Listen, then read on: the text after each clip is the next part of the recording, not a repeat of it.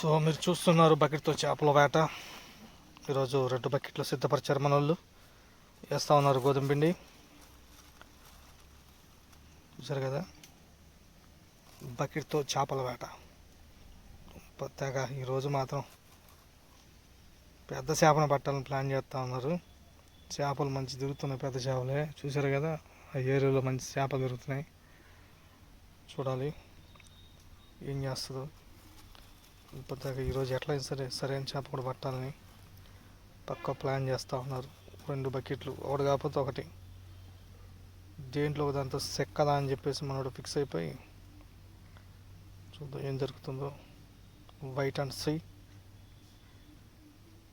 చేపల వేట బకెట్లతో.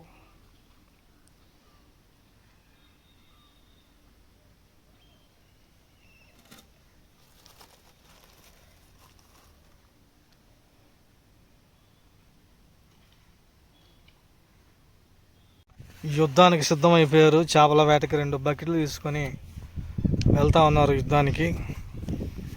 ఎస్, యుద్ధం మొదలైంది.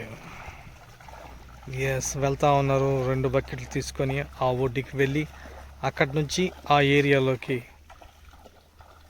మరి వాళ్ళు ప్లాన్ చేస్తారు. చూడాలి ఈరోజు ఏమవుతుందో. 2 బకెట్లు నిన్న గోధుమ పిండి పట్టుకెళ్ళారు. ఏమవుతుందో ఎదురు చూద్దాం. సో చూడండి, వెళ్తా ఉన్నారు మనోళ్ళు బకెట్లు పెట్టడానికి. చూద్దాం ఏమవుతుందో ఈరోజు, మనకు తెలియదు. 2 బకెట్లు వెళ్ళి కరెక్ట్గా రోడ్డుకి అడ్డంగా పెట్టినట్లు ఏటికి అడ్డంగా పెడుతున్నారు. ఎందుకు చేపల మధ్యలో దొరుకుతున్నాయి కాబట్టి. చూద్దాం, 2 బకెట్లు సరైన ప్లేస్లోనే పెడతా ఉన్నారు.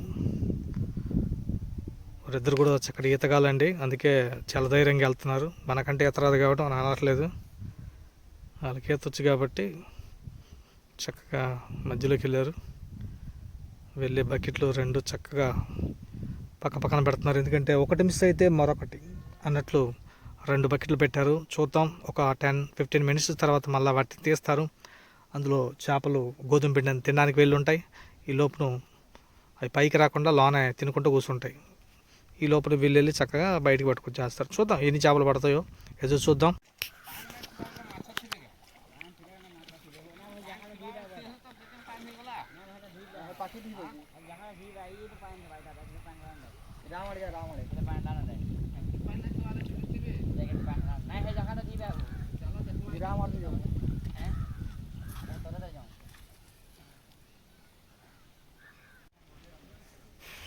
చూస్తూ ఉన్నారు మీరు, బకెట్తో చేపల వేట.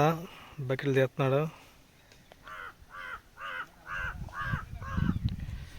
వెళ్ళారు బకెట్ల కోసం.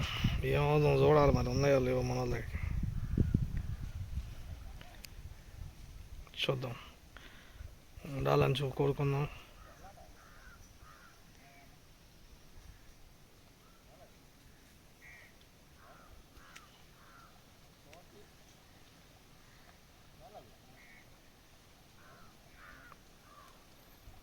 సో అక్కడ లేవు.